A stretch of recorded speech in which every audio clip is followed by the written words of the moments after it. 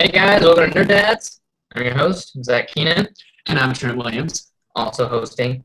And today we are talking about Destiny, the Taken King. More. I know it's like the third week in a row, but we promise this will be the last we talk about it until we actually play it, which will be in like 2 weeks. And then we'll talk about it more. We shall.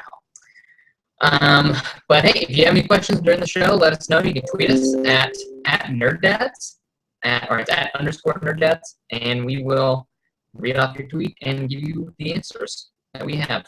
So anyway, let's get to it. So number one, Destiny. Jen. Reactions? Reactions. Well, the way they're doing the more announced the 3 week in a row that we promised, this will be the last we talk about. I've seen myself. So nice. You sound really good. I do sound really good. What they're doing with the Court of Oryx is actually really cool and exciting. That they're really taking the feedback that they've gotten from the community of Destiny and making it so that all the bosses aren't bullet sponges anymore, and that there's just so much to it. Where do we even begin? Dude, okay, well, let's start off with the swords. The swords. Oh, man. Swords. So we've seen 2 swords. Technically, we've seen one, but we got a glimpse of the other one as they were running around. So one's an arc. Yep, there's obviously 3 different ones. Maybe more. Yeah. Maybe there's more different things. But yeah, you got the solar, you got arc, you got void, I'm sure. We didn't see the void one, but we've seen the solar and the arc one. Yeah. And I will somehow have one of those. I remember when I would play the one mission when you had the sword in Destiny. Yes. Sword of Crota. Yes. Stuff. And I remember thinking, I was like, dude, it'd be really cool if they had this as a heavy weapon, and you can just, have like some certain amount of like swings or something like that to use it. And lo and behold, here they are, They did it, and it's awesome. So they read my thoughts, and they're like, this guy has good thoughts. We're gonna make this into reality. Like, you're welcome, guys. But yeah, dude, I am so down about that. Okay, so we should first, I think, talk about how they've set up getting to the court. Along the way, there's obviously it's not something you just drop right into the Court of Oryx. It's something that you have to play to. Yeah. Okay. So you do that. There's random drops of bad guys, and it could be any kind of enemy that we've seen so far. Hive, Fallen, Vex, Taken now is the new one, Cabal, and so they're going to be randomly popping up. And they mentioned something in there that was specifically tailored to that, which I wish I knew more about that. Something special about that. More on that when we get to play it. Yeah. So there's also what were the spores? Worm spores. Oh yeah. It's basically the little things you collect. It's like Spirit Bloom or Relic Iron. Well, I thought it was more like a quest. Once you collected enough of them, it unlocks another part or another loot. Once you collected them along the way. I thought that was the runes. I don't think so. Okay. Maybe take your word for it. Anyway, the next thing is how you actually get into the Court of Oryx. Right.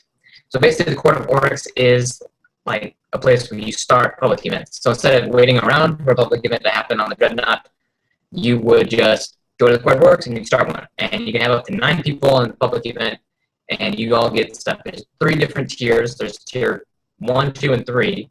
Tier 3 being the hardest, tier 1 being the easiest. And each time you do, you get these runes to collect, and you basically level up the rune. So say you want to do a tier 2, you have to do a couple tier 1s to level up the tier 2 rune or activate it. Yeah. And then you can activate the tier 2. Right. And then basically you just kind of find your way to it, and there's like a little hall, and you sacrifice the rune to the little like statues, like 6 or 8 different statues, and each one spawns like a different boss. And they said something cool about that is it doesn't let you fight the same boss twice in a row. Yeah. If you're the one using the rune. Right. So each experience is going to be different. Well, at least for one turn. Right. If you're the one starting the The event, yeah. There you go. So, yeah, and then the bosses looked pretty unique too. It wasn't just like, oh hey, let's shoot this guy potentially dies. It was like one boss was like 2 different knights, and you had to like work together to like corral them together. And then once they're together, their shields fall, and then you can start hacking them up, which is pretty cool. And then they had one where there were 3 witches, and you had to bring all of their levels down at the same time, rather than just killing one and then focusing on another and then focusing on the last one, because they'll resurrect each other. Yeah. So if you take one down, the other 2 will resurrect that one. So you have to kind of bring them all down at the same time and finish them all off. yeah, crazy stuff. Yeah. That would be insanely difficult just by itself. Like those things are not easy. And then you can actually start on the tier 2. It allows you to have multiple bosses. Yeah, so you on one level. So you'll have like the knights and the witches. Yeah, on the same one. Yeah, all these things happening at the same time. Yeah, it just looks like really fun. Like it's definitely different. They haven't gone. There've been a lot of this type of stuff before, kind of like with the PoE, different kind of group stuff. But this one looks a little bit more less objective based, but still has an objective. If that makes sense. So instead of hey, run this battle is mine, it's like okay, what's the strategy to defeat these guys? They did showcase that where their little fire team of 3 came together and said, okay, we're going to do this plan because I think this will work best. So it promotes communication during the actual combat. Right. Yeah, so it's pretty cool stuff. They didn't, I mean, we're showing a lot, they didn't show a whole lot. I mean, they, after the court, which is basically everything we explained, they went and they showed the new trailer for the game, which looks like, judging off that trailer, looks like it's going to be a little more story-based. There's a lot of cutscenes that we haven't seen yet, or glimpses of cutscenes that we haven't seen yet. We've got to see a little bit more of what Oryx is going to look like. Got to see more of the Queen and the brother, which I'm pretty sure, I'm calling it now, the brother goes evil. Calling it. Well, he didn't like us to begin with, so. Yeah. So either that, or he totally goes the opposite and goes super good and sacrifices himself for the greater good. That could happen too. Who knows? But I'm calling it. I don't think he's a good guy. I don't think he's nice. Not nice to give himself for everybody else, especially because he doesn't like. So interesting, cool. The other cool thing too is that they finally showcased a little bit of the new raid, which is called something. I forgot the name of it. Like Fallen King. King's Fall. King's Fall. There's something like that. Yeah. So that looks. They didn't really. They kind of showed like parts of it. They didn't really give you any details or any fighting. It was glimpses at best. It was just pictures set to music, ultimately, is what it was. So, which looked pretty cool. I'm pretty excited. I think Bungie is doing a fantastic job with this MMO. For having so little story, it has been one of the funnest games I've ever played, and I can't wait for it to come out in a couple weeks. Something that I think is the best part about Destiny is because I'm story driven. Yeah. If I'm gonna play a game, I want it to have a good story, and Destiny still has my attention. Yeah. And it's so wonderful. Yeah. So speaking of video games, speaking of games that are really long and big, you may have noticed this year, games have been becoming more.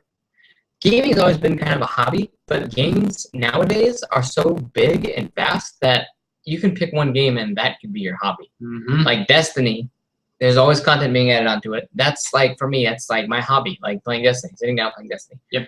But there's also a lot of single player games out there that are just as big and vast. Batman Arkham Knight is one. Metal Gear Solid 5 just dropped. Mm-hmm. There's Ark comes out next year. Yes. Which I got to spend a little bit of time with. And well, it's a survival game, so it takes time to build and do. Yeah. And I mean, and I get that. I don't know if it's time I'm going to want to invest. I will say it's definitely, hands down, the most gorgeous game I've ever seen. Ever. In my life. Like the water and the trees and dinosaurs, everything about that game is just insanely beautiful. Although you did mention that you were playing on the lowest setting. I was, and it was still beautiful. So the highest setting was like, wow, magic.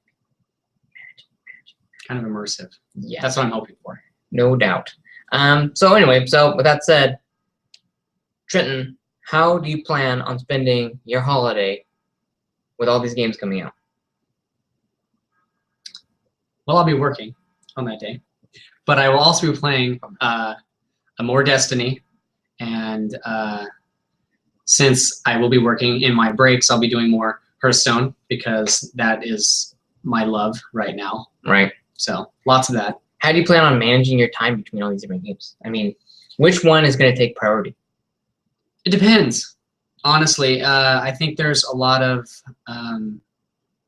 depending on what content comes out and how much replayability a lot of them have, it's which one's going to get boring first, so it'll make me gravitate towards the other ones. Yeah. So, for instance, I took some time off of Hearthstone and recently just got back to it because of the newer expansion, and so I'm playing around with that and trying to get more coins, and so. Yeah. I feel that like it's kind of a toss-up for me because I love Batman, and I got to play some of that on the PS4 the other day. Played for like 3 hours, and that is seriously the best Batman game that's ever come out. Like, it doesn't deserve the hate that a lot of people are giving it. Like, they're like, oh, the Batman gets old, blah blah blah. Like, dude, come on. Like, I'm pretty sure I've only played it for, you know, as I said, 3 hours, and I'm pretty sure there's gonna come a time where I'm like, yeah, I kind of miss gliding around the city. But I mean, if the controls on it felt so good and like natural that it's not as much of a chore as a lot of people are like making it out to be. So I think that's one game I really want to spend a lot of time on. Metal Gear Solid 5 looks fantabulous. The only other Metal Gear game I played was Ground Zeroes, which was free last month on the Xbox One. And that game also, like, for being the first Metal Gear game I ever played, I was in it. Like, right from the get-go. Like, the opening credits, like, if games like that prove that gaming, like, the gaming media can be just as good as movies. It's so immersive, and they get you attached to the characters right out the gate, and like the situation going on, that you don't even pay attention to the fact that you are playing a video game. It feels like you're watching a movie, and you're just like, kind of in control of the movie. It's weird. So anyway, I'm really looking forward to Metal Gear Solid 5.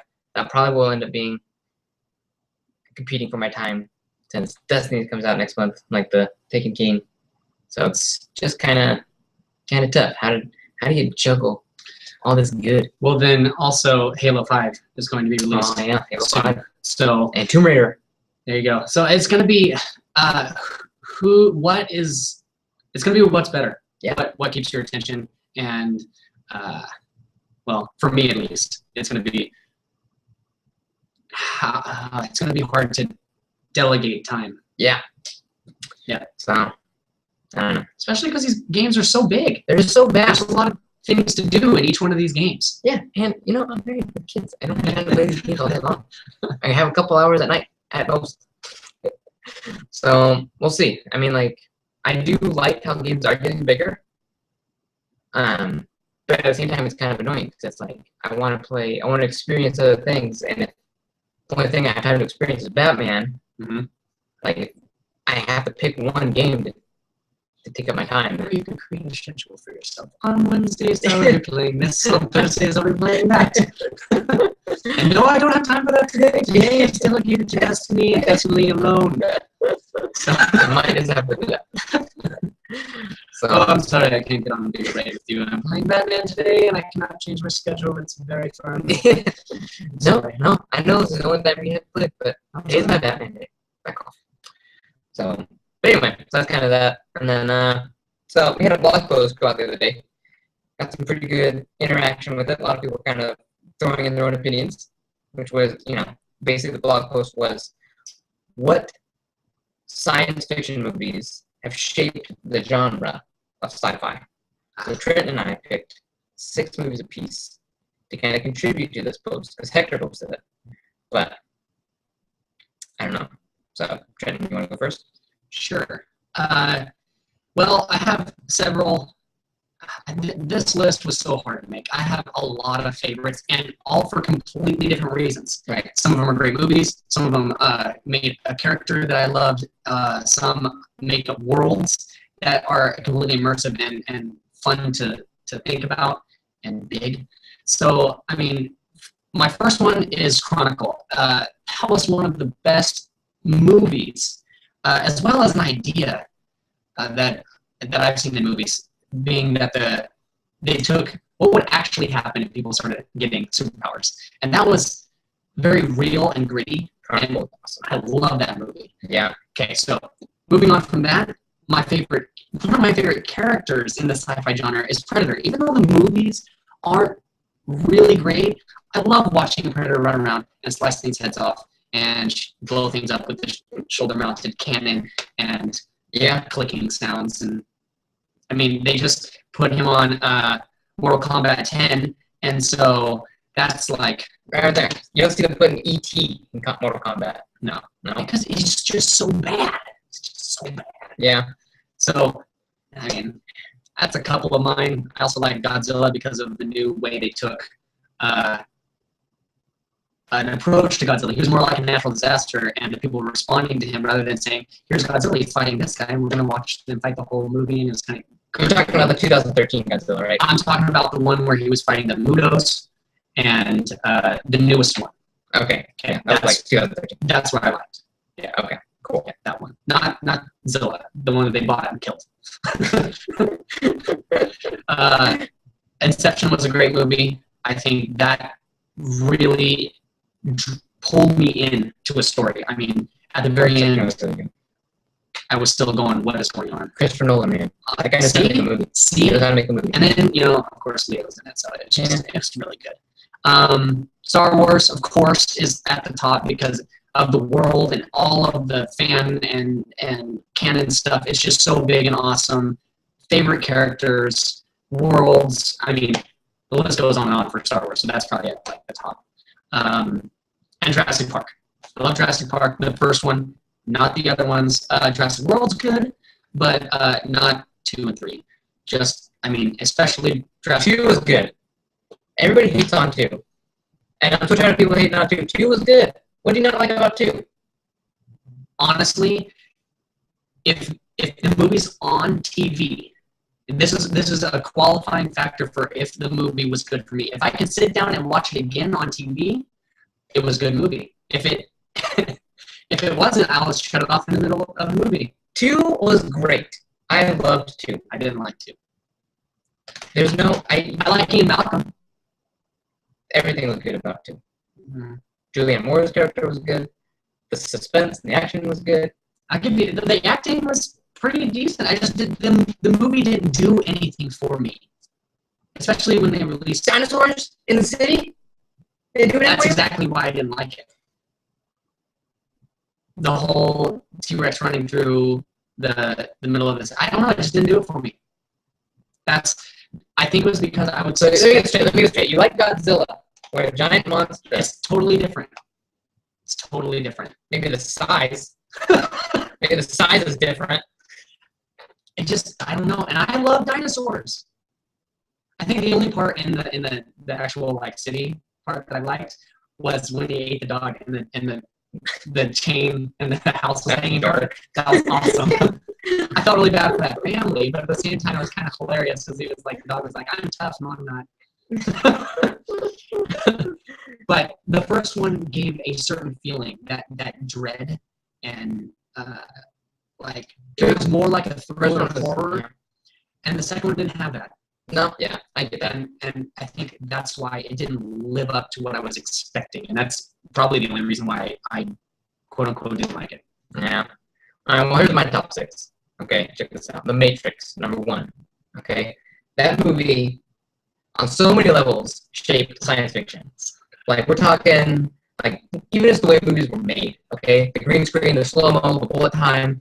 That's still one of the most, like spoofed movies in the genre. Like, anybody that makes a sci-fi will usually spoof the whole thing, you know? At some point. Like, even Kung Pao spoofed it. Like, that movie was great. The characters were great. The world was great. You don't find movies that original today. No, like the storyline was new and different. And the action was so superb, good, so good. No, not a whole. I mean, there's CGI obviously, but I mean, like a lot of the actors did their own stunts and stuff like that. Or not their own stunts, but they still did it. They were there. They were in the shot. You know, it wasn't like, oh, we're just gonna green screen your face onto this dude. They actually did it. Yeah. It's awesome.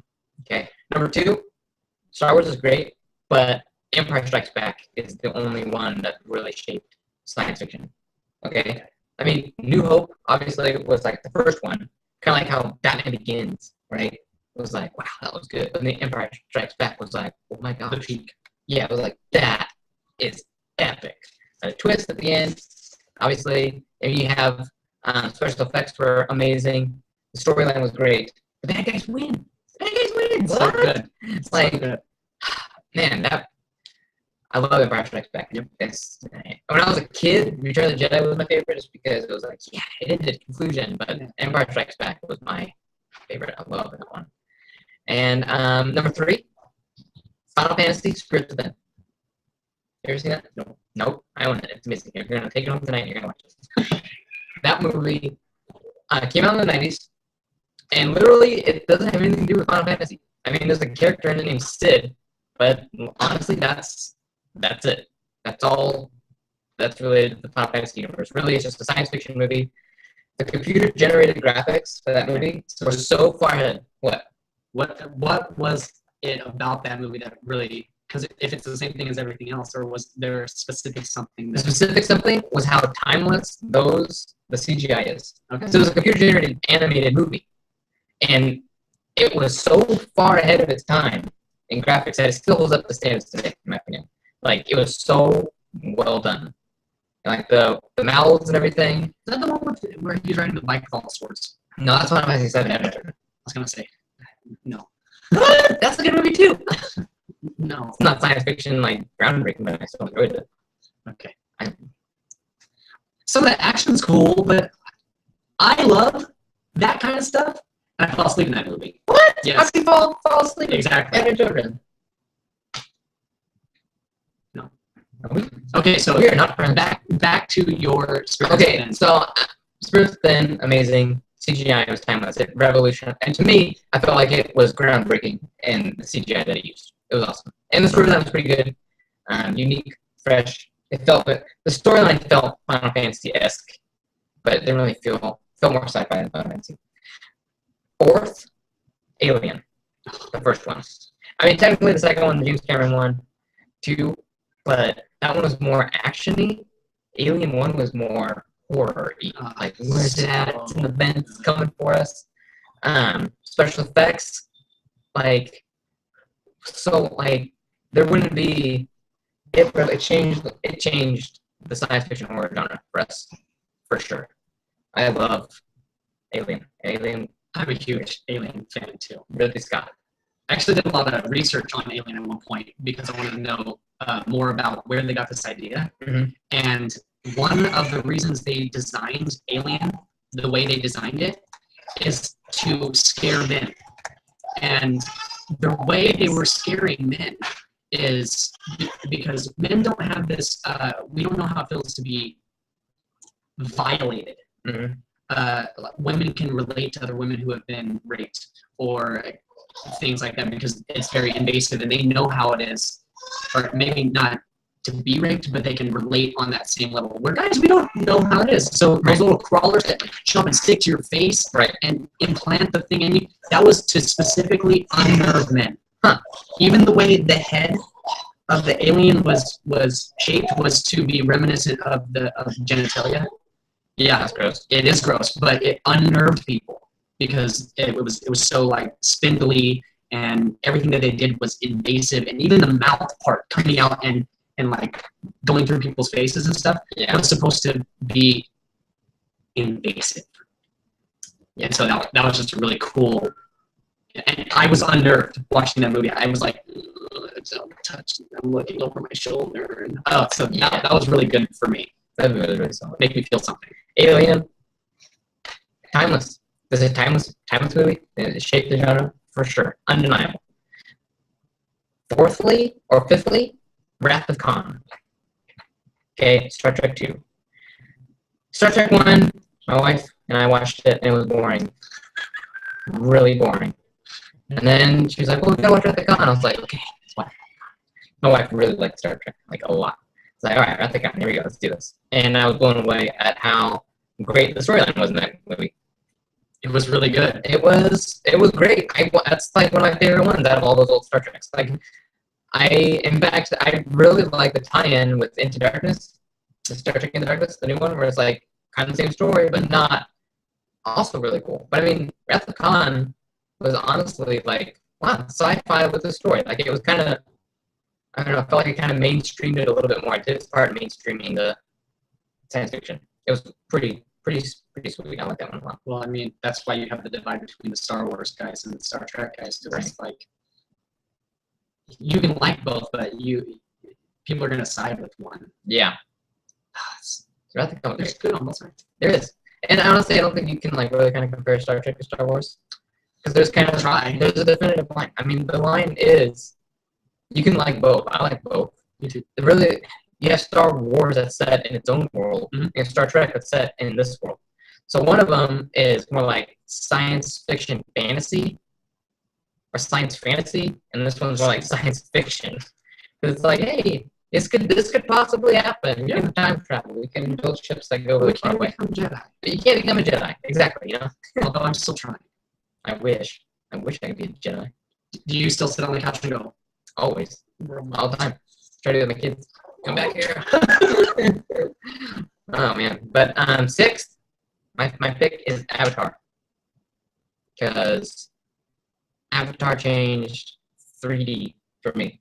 Like, it made me go, wow, 3D can be done really well, and make me actually immerse into that world. Like, I watched that movie twice. I watched it in 2D, and I watched it again in 3D, and I was like, holy cow, this movie is great. It was the first 3D movie I've ever seen where I was like, this is 3D. This is real 3D. That's the reason why it made so much money. Yeah, well, and James Cameron, that guy knows special effects. Storyline was so weak sauce, though. Well, don't get it twisted. That was one pathetic story. It literally spoofed Pocahontas. Think about it. You got the rich people that come into the indigenous world. They want their resources, gold, and then they have one guy that's like, oh, well, I'll go investigate these indigenous. And he's like, oh, man, I fell in love with this indigenous girl. She totally blew. And then she totally blew. And, and then they fall in love, and then they fight off the rich people because they want the rich people out of here, and they use nature to do it. In love. God, I love the dinosaur though that he rides the big. Yeah. What is it? I haven't seen it forever. I don't know. Whatever it was. The Cheetos. I want one of those. Cheetos. They're called Cheetos. Something about Cheetos. I'm hungry. So, yes. Okay, good movie. Yes. Great. So, anyways, those are my 6. Still can't believe you don't like Lost World. Lost World was so good. And Final Fantasy VII Advent Children. I don't want to talk about it. Bro. I don't want to talk about it. I have made my case, and I'm sticking to it. I didn't like it as in a case. I told you why I didn't like it. Advent Children? That it bored me, and I fell asleep during the middle of it. Yeah. It's not a good reason. It's been so long since I've seen it because I watched it once and fell asleep in it. You watch it with the wrong people. I watch horrible movies and stay awake, and somehow this. It just goes to show that you were really tired. You weren't watching it in the right mindset, the right friends. No. Advent Children. If you guys haven't seen Advent Children, I recommend you go see Advent Children. It is or don't, because it's a waste of time. Do it. If you like anime, you like Final Fantasy, you will like Advent Children. Because the action in it, there's like no talking in the entire movie. It's all action. And it's sick. It's like the coolest action I've ever seen. I told you the action was cool, but it wasn't enough. How do you know? You fell asleep. That's why it wasn't enough. I said it wasn't enough. Not there wasn't enough. Because there was action, like you said, through the whole movie. How do you know how much action was in it if you were snoozing? Through about halfway, yeah. Because halfway is when it literally gets to the halfway point, and it's like, okay, we're not going to talk anymore. Only action, only fighting. And I watched it with a Final Fantasy fan. No, you didn't. I did. Not a real fan. Yeah. Real fan would have punched you in the face. Told you to leave. Get out. How dare you? This is sacred. Whatever. Alright. Well, anyway, guys, be sure to tweet us. Let us know what you think about our show, what you would like to see on the show, and what some of your favorite sci-fi movies are, what you kind of think should be included in the top genre shaping list of science fiction, and how much you love Final Fantasy having children.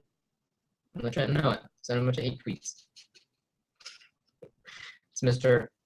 T Will the fourth. IB, not four, but IB. Mr. T Will IB. And let him know how much you're disappointed in his life decisions. I know I will. Unchanged. Unfazed. This is my unfazed face. Oh man. Otherwise, you can tell me how much you love Emma children at Zech Keenan. That's my Twitter handle. And I will be tweeting you back. I'll be like, dude, right? Just say that word for word.